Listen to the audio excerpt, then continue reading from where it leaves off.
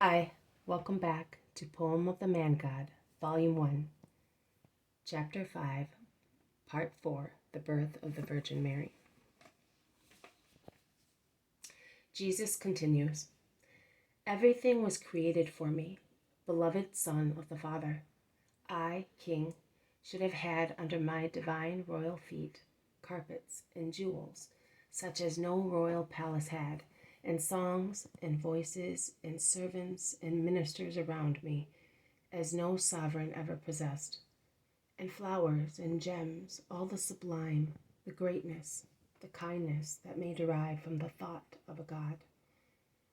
But I was to be flesh as well as spirit, flesh to save the flesh, flesh to sublime the flesh, taking it to heaven many centuries before its time, because the flesh inhabited by the Spirit is God's masterpiece, and heaven had already been made for it. In order to become flesh, I needed a mother. To be God, it was necessary that the Father was God. Then God created his spouse and said to her, Come with me, at my side, see what I am doing for our Son. Look and rejoice, eternal Virgin, eternal Maiden, and may your smile fill this empyrean and give the angels their starting note, and teach paradise celestial harmony. I am looking at you, and I see you as you will be, immaculate woman. You are now only a spirit, the spirit in which I rejoice. I am looking at you, and I give to see in the firmament the blue of your eyes, the holy corn, the color of your hair, whiteness to the lily, and a rosy color to the rose, like your silky skin. I copy the pearls from your minute teeth.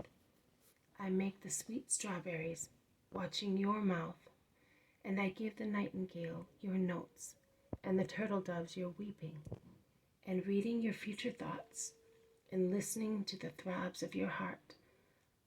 I have the motive of guidance in creating. Come, my joy, have the worlds as a plaything, as long as you will be the dancing light of my thought. Have the worlds for your smile. Have wreaths and necklace of stars. Place the moon under your gentle feet. Make Galatea your stellar scarf. The stars and planets are for you. Come and enjoy looking at the flowers that will be a childish joy for your baby and a pillow for the son of your womb. Come and see sheep and lambs, eagles and doves being created. Stay beside me when I make the hollows of the seas and the grooves of the rivers, and I raise the mountains and I adorn them with snow and forests. Stay here while I sow butters and trees and vines, and I make the olive tree for you, my peaceful one, and the vine for you, my vine branch, who will bear the Eucharistic bunch of grapes. Run, fly, rejoice, my beauty, and may the universe which is created hour by hour, learning from you to love me, my love, and may it become more beautiful owing to your smile, mother of my son, queen of my paradise, love of your God, and again seeing the fault and admiring the faultless one. Come to me, you who wipe out the bitterness of human disobedience, of human fornication with Satan, and of human ingratitude. I will take with you my revenge over Satan. God, the Father Creator, had created man and woman with such a perfect law of love that you cannot even understand its perfection any longer. And you become lost in wondering how the human species would have come to be if man had not been taught by Satan how to obtain it.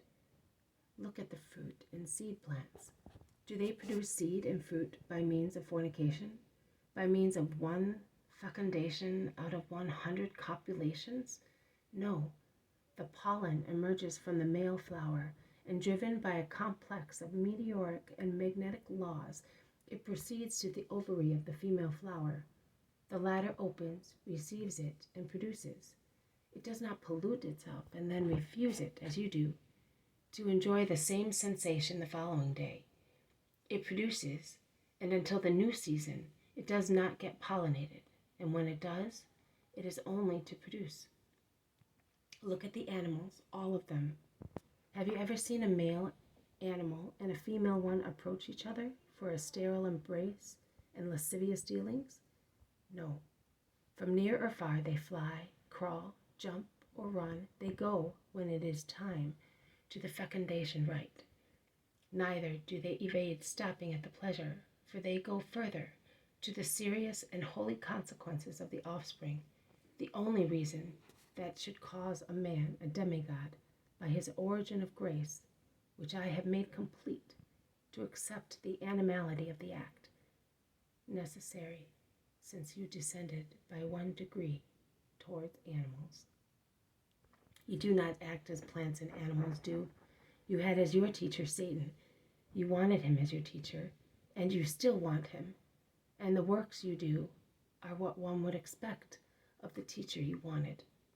Had you been faithful to God, you would have had the joy of children in a holy way, without pain, without exhausting yourselves in obscene and shameful intercourses, which even beasts are unacquainted with, although beasts are without a reasoning and spiritual soul. To man and woman corrupted by Satan, God decided to oppose the man born of a woman, whom God had super-sublimed to such an extent that she generated without knowing man, a flower that generates a flower without the need of a seed, by a unique kiss of the sun on the inviolated chalice of the lily Mary. The revenge of God. Hiss, O Satan, your hatred, while she comes into the world. This child has beaten you. Before you were the rebel, the twister, the corrupter, you were already beaten, and she was your conqueror. 1,000 assembled armies are of no avail against your power. The arms of men fall before your scales, O perennial one, and there is no wind capable of dispersing the stench of your breath. And yet the heel of this child, which is so rosy as to look like the inside of a rosy camellia, and is so smooth and soft that silk seems coarse in comparison, and is so small that it could enter the chalice of a tulip and make itself a tiny shoe with that vegetable satin. The heel is crushing your head without any fear and relegates you to your den, and her cry causes you to flee away, although you are not afraid of armies, and her breath purifies the world of your foul smell.